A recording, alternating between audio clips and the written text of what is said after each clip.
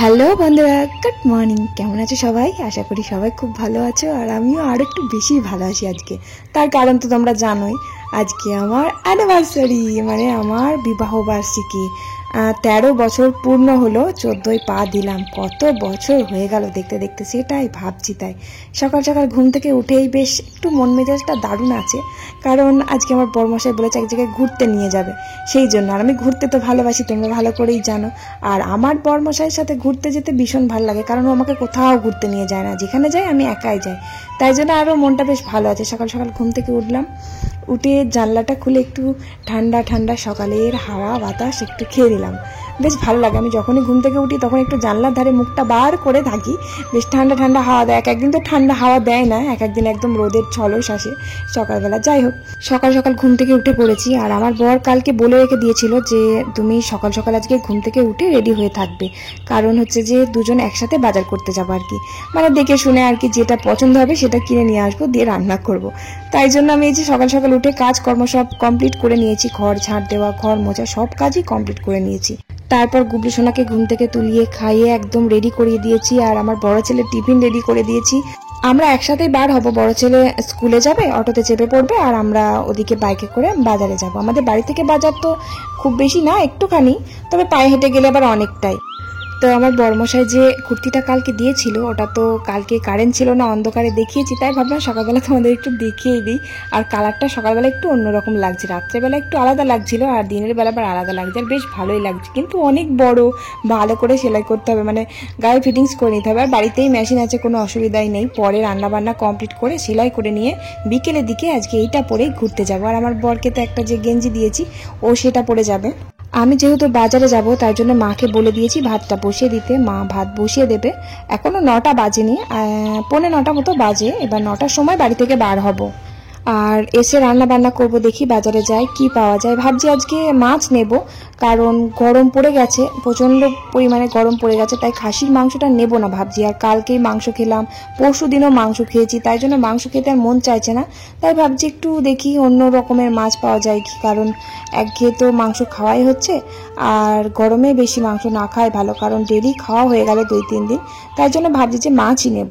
তাই বড় ছেলে ওদিকে রেডি হয়ে গেছে খেয়ে দিয়ে, আর আমিও রেডি হয়ে গেলাম। আর গুবলু সোনাকে একটু সরিয়ে রেখে দিয়ে আসলাম, কারণ ও তো দেখলে বলবে যাবো, আর ওকে নিয়ে তো বাজার করা যাবে না, সেই জন্য ওকে আর নিয়ে আসলাম না।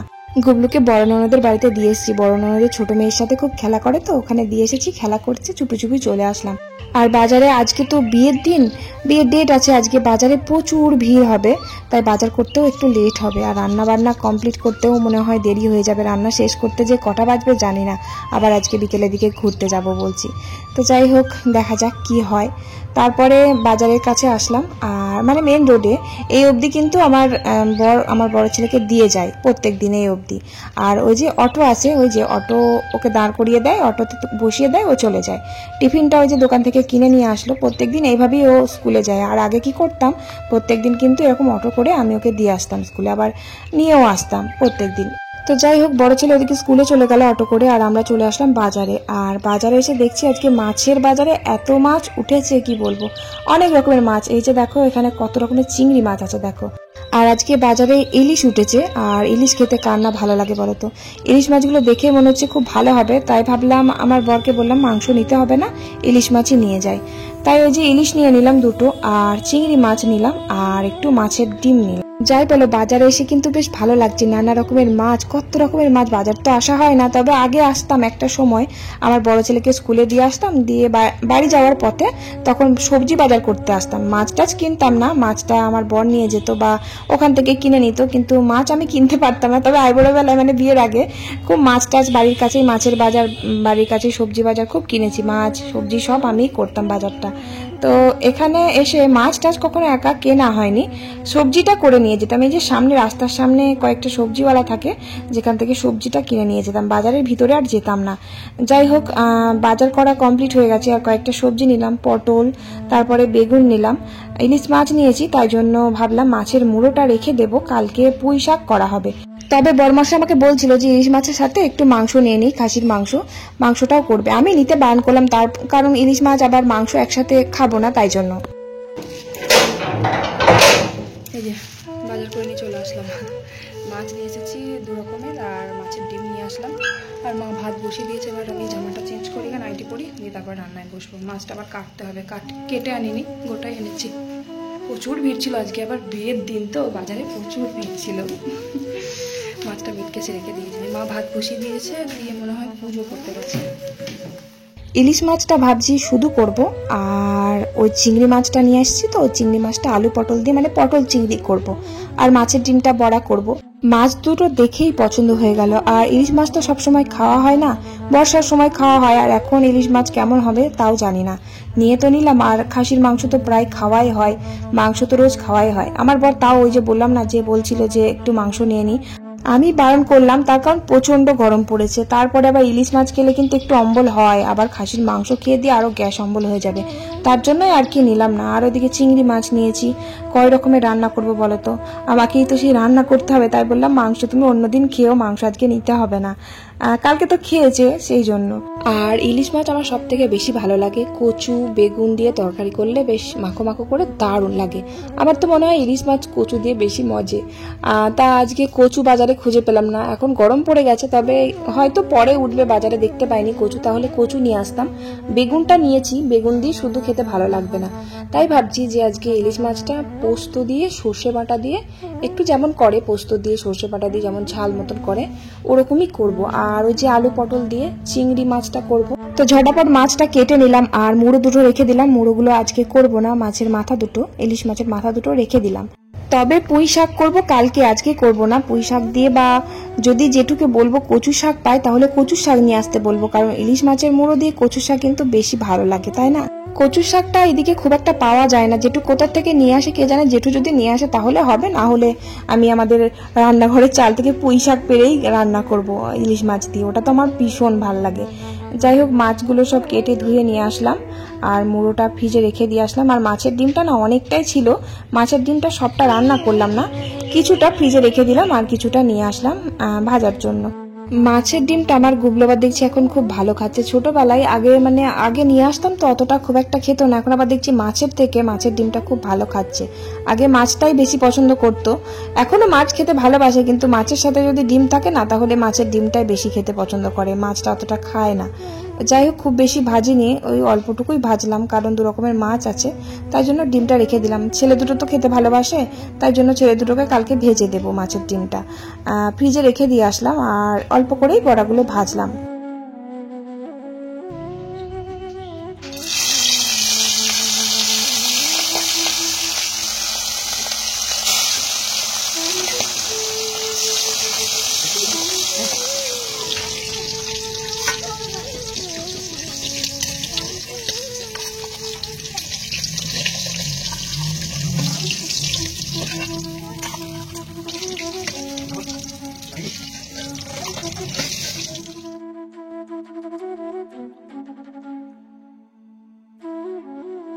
ইলিশ মাছটা একটু হালকা করে ভেজে নিলাম, একদম অল্প অল্প করে ভেজে নিয়ে একটু কালো জিরে ফোড়ন দিয়েছি, শুকনো লঙ্কা কাঁচা লঙ্কা ফোড়ন দিয়ে, সর্ষের তেলেই কিন্তু ভেজেছি। আমরা তো সাদা তেলে তরকারি করি বেশিরভাগ, তবে ইলিশ মাছটা কিন্তু সর্ষের তেলেই জমবে, তাই সর্ষের তেলে করেছি। আর পোস্ত বাটা সর্ষে বাটা দিয়ে দিয়েছি, আর এই যে কাঁচা লঙ্কা চিড়ে ওপর দিয়ে দিলাম।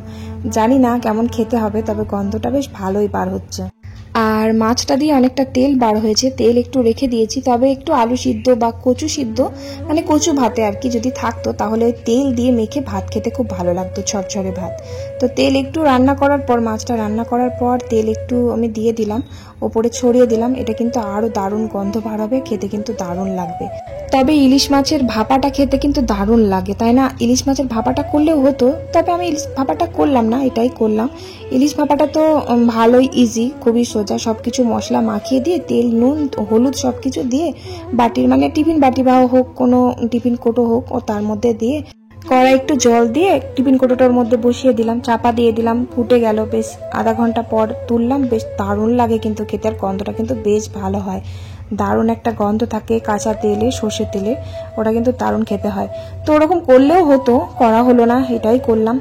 যাই হোক, রান্না তাড়াতাড়ি কমপ্লিট করে আমার আবার ভিডিও এডিটের কাজটা কমপ্লিট করতে হবে। তার কারণ বিকেলবেলা বাড়ি থেকে বেরিয়ে গেলে, ঘুরতে গেলে, তাহলে তো আমি বাড়ি আসতে আসতে প্রায় 8টা সাড়ে 8টা বেজে যাবে। তাহলে ভিডিওটা আমি দিতে পারবো না, এডিট করতে পারবো না। তাই যত তাড়াতাড়ি পারি রান্নাটা কমপ্লিট করে নিই। তারপরে আবার ওদিকে জামাটা মানে কুর্তিটা সেলাই করা হয়নি, যেটা আমার বর কিনে দিয়েছে, কালকেই তো নিয়ে আসলাম।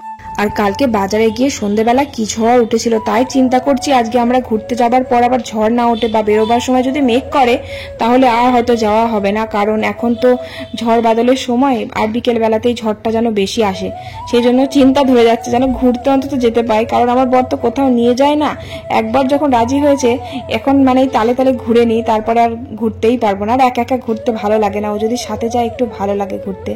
যাই হোক, তারপর রান্না কমপ্লিট করলাম, পটল চিংড়ি করলাম, আলু পটল দিয়ে চিংড়ি মাছটা করলাম, আর ইলিশ ভাপা করলাম, আর ওই যে মাছের ডিমটা ভাজলাম, আর একটু মানে মাছ আর আলু পটল চিংড়ি আমার বড় ননদের বাড়িতে দিয়ে আসলাম। ননদের দুটো মেয়ে আছে, ওরা খাবে, সেই জন্য দিয়ে আসলাম। তারপরে চান টান করলাম, চান টান করে এই যে একটু চুলটা আঁচড়ে নিচ্ছি। তারপর আমার বরমশাই এখনো চান করেনি, ও চান করবে, একসাথে খেতে বসবো। আর গুবলুকে তো অনেকক্ষণ খাইয়ে ঘুম পাড়িয়ে দিয়েছি, ওকে তো খাইয়ে দিলেই ও গিয়ে ঘুমিয়ে পড়ে, সেটা কোনো ব্যাপার না। আর যাই হোক, তাড়াতাড়ি আজকে রেডি বেডি হয়ে নিতে হবে, তাড়াতাড়ি খেয়ে নেবো, খেয়ে নিয়ে ভিডিওটা এডিট কমপ্লিট করে আর কি তাড়াতাড়ি বেরিয়ে পড়বো। ঠাকুরকে ডাকছি, তাই ঠাকুর যেন বৃষ্টি না হয়, যেন ঝড় না হয়। বৃষ্টি হলে তো ভয় নেই, কিন্তু ঝড় হলে বেশি ভয় লাগে। তার থেকে বড় কথা, ছেলে দুটোকে নিয়ে যাব, বড় ছেলের কম্পিউটার আছে, এবার ওর কোনোদিনও ছুটি নেই। এবার ওকে না নিয়ে কি করে যাই বলো তো, ওকে না নিয়ে কখনো কোথাও যায় না। তারপরে ওই যে ঘুরতে গেছিলাম, ওকে না নিয়ে মনটা খারাপ করছিল ওর, আমারও মন খারাপ করছিল, তাই ভাবছি ওকে নিয়ে যাব, ঘুরতে যাব। ওরও মন খারাপ করবে যে মা বাবা ঘুরতে গেল, আমাকে নিয়ে গেল না। তাই ভাবছি, বললাম ওকে সকালবেলায় বলেছি যে স্কুলে যাওয়ার আগে যে কম্পিউটার আছে তো আজকে যেতে হবে না, আজকে আমরা ঘুরতে যাব, বিকেলবেলা খাওয়া দাওয়া করবো, ঘুরতে যাব। ও তো খুব খুশি, বাড়ি এসে যাব আমরা। এখনো বাড়ি আসেনি, তবে 4টের সময় স্কুল থেকে বাড়ি আসবে। তারপর এই যে দেখো খেতে বসেছি। আর ডাল আজকে করিনি, তার কারণ ইলিশ মাছের একটু রসা রসা করেছি, আর আলু পটলের তরকারিটা করেছি, তাই জন্য ডালটা করিনি। আমার বরমশাইকে একটু খাইয়ে দিলাম, ওকে বললাম কেমন হয়েছে, বলছে আলু পটলের তরকারিটা খুব সুন্দর হয়েছে খেতে।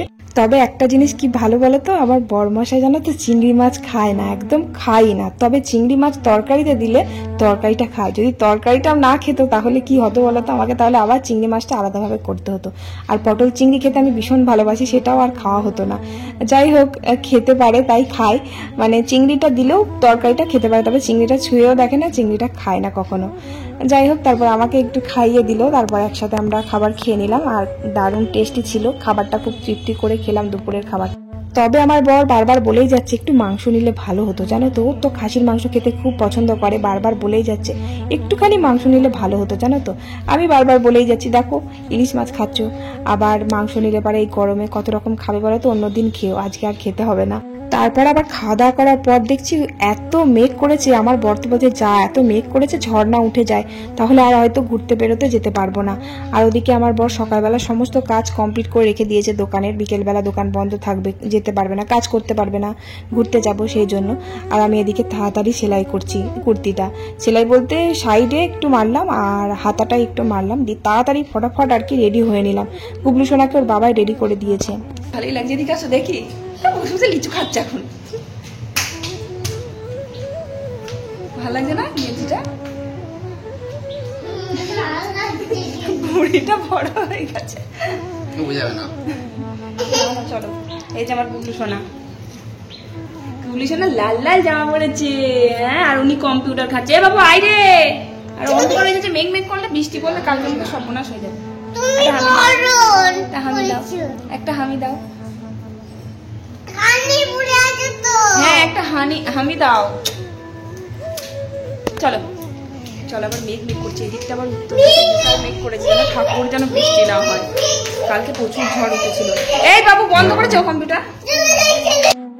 এই যে সেজে গুজে বার হলাম, 5টার দিকে বার হলাম, তবে খুব মেঘ করেছে, ভয়ে ভয়ে বার হলাম, জানি না কি হবে, রাস্তাঘাটে যদি ঝড় উঠে যায় বা বৃষ্টি হয় তাহলেই মুশকিলে পড়ে যাব।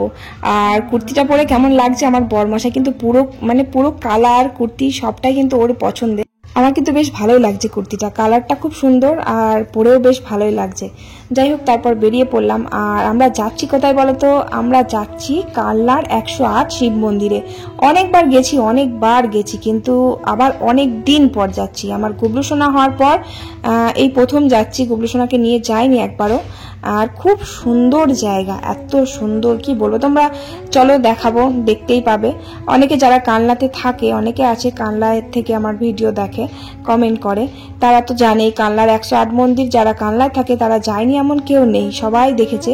108টা শিব ঠাকুরের মন্দির আছে, শিব ঠাকুরের 108টা মূর্তি আছে। এই যে চলে আসলাম 108 শিব মন্দির। এটা মন্দিরের বাইরে, এটা এখনো ভিতরে যায়নি। আর এখন কি বলতো, এখানে সবাই ঘুরতে আসে, আগে কিন্তু খুব একটা মানে ভিড় মানুষজন আসতো না। তো ভেতরে আসার পর যখন ক্যামেরাটা আমি অন করি না, তখন দেখছি কয়েকজন সিকিউরিটি গার্ড রয়েছে, তারা ক্যামেরা অন করতে বারণ করলো, মানে ভিডিও করতে বারণ করলো। ছবি তুলতে দিচ্ছে কিন্তু ভিডিও করতে দিচ্ছে না, আর বেশিক্ষণ ভিতরে থাকতেও দিচ্ছে না। আর আমরা এসেছি 5টা, 5:30টার দিকে বার হয়েছি, তাই একটু ঘুলি অন্ধকার হয়ে গেছে। তবে আমি লুকিয়ে একটু ভিডিও করে নিয়েছি, যখন গার্ডগুলো ছিল না, চারিদিকে দেখছি যাতে দেখতে না পায়। আসুন না, নানা করছো?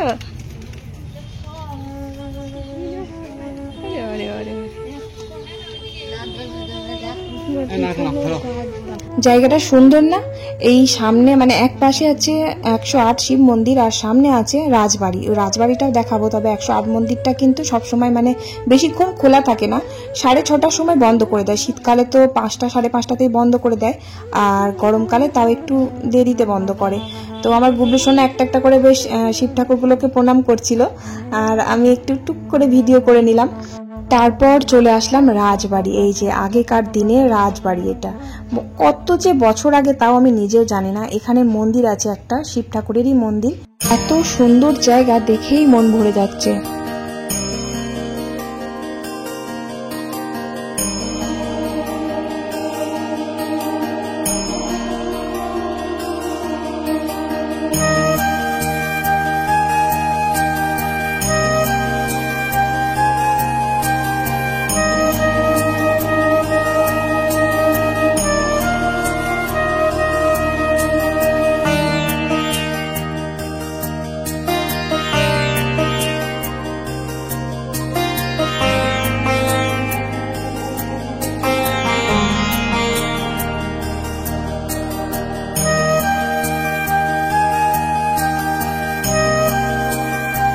আর এই রাজবাড়ির ভিতরে না একটা বড় বট গাছ রয়েছে। এই বট গাছটা কিন্তু শুধু বট গাছ না, এই বট গাছটা খুব মানে জাগ্রত।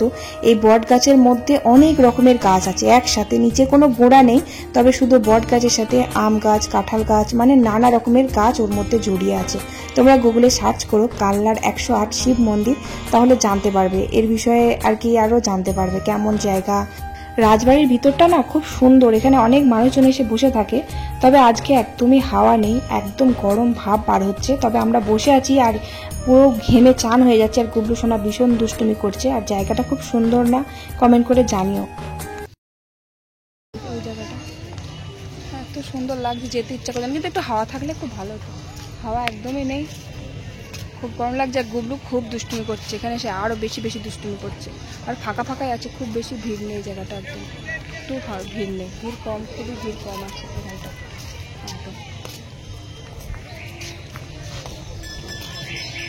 ভিড় হয়, খুব সুন্দর শান্তির জায়গা, শান্তিমুক্ত জায়গা, এত সুন্দর না? এখানে একটু হাওয়া থাকলে বসে থাকতে মজাই হবে। তারপর ওখান থেকে বেরিয়ে বিরিয়ানি নিলাম, বিরিয়ানি নিয়ে তারপরে যে বাড়ি যাচ্ছি, বাড়ির দিকে রওনা দিচ্ছি। ওখানে অনেকক্ষণ বসেছি, আর আকাশে তারা দেখতে পাচ্ছি না। যদি মাঝ রাস্তায় বৃষ্টি হয় বা মেঘ ডাকে, সেই জন্য ভয়ে ছেলে দুটো নিয়ে আবার কতক্ষণ থাকবো, তাই জন্য প্রায় 8টার দিকে বাড়ি আমরা পৌঁছে গেছি। 8টার সময় বাড়ি আসলাম, না 8টা বাজে না, এখন 8টা বাজতে 5। কি ভাগ্যিস ঝড় বৃষ্টি হয়নি তাই। আর বাবা, আর বাড়ি আসার সময় বিরিয়ানি নিয়ে আসলাম 3 প্লেট, এটাই রাতের ডিনার হয়ে যাবে নাকি। হেবি আনন্দ করলাম। আচ্ছা সুন্দর না জায়গাটা, অনেকদিন পর গেলাম, ছোট হওয়ার পর যাইনি, সেই ছোট হওয়ার আগে গিয়েছি, অনেক দিন আগে, বহুত দিন আগে গেছিলাম। ফোন করছে বাবারে বাবা,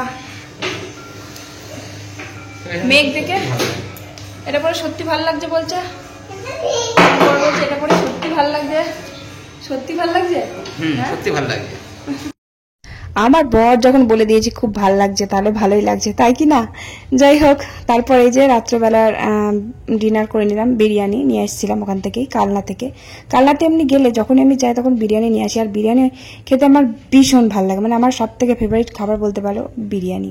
মাকে নিচে দিয়ে আসলাম, আর বাবা তো বিরিয়ানি এসব খাবে না, আর মাও খুব একটা বিরিয়ানি পছন্দ করে না। যাই হোক, মাকে দিয়ে এসেছি, মা ওর দিকে নিচে খাচ্ছে, আর আমার বরমশাইয়েরও খাওয়া কমপ্লিট। আমার গুবলুসোনাও কিন্তু বিরিয়ানি খেলো, আর শুধু আমার বড় ছেলে আর আমি আর কি বাকি ছিলাম। আর বিরিয়ানিটা খেতে খুব একটা ভালো ছিল না, ভেবেছিলাম খুব ভালো হবে, তবে যে দোকান থেকে নিয়ে আসি সেই দোকান থেকে নিয়ে এসেছি, তবে খুব একটা ভালো ছিল না। 1 নম্বর কথা, আমরা বাড়ি এসেছি 8টার আগে, আর খাচ্ছি 10টার সময়। বিরিয়ানি ঠান্ডা হয়ে গেছে, গরম করে নিলেও হতো, আর ঠান্ডা বিরিয়ানি কিন্তু অতটা স্বাদ হয় না খেতে। যাই হোক, খেয়ে নিলাম।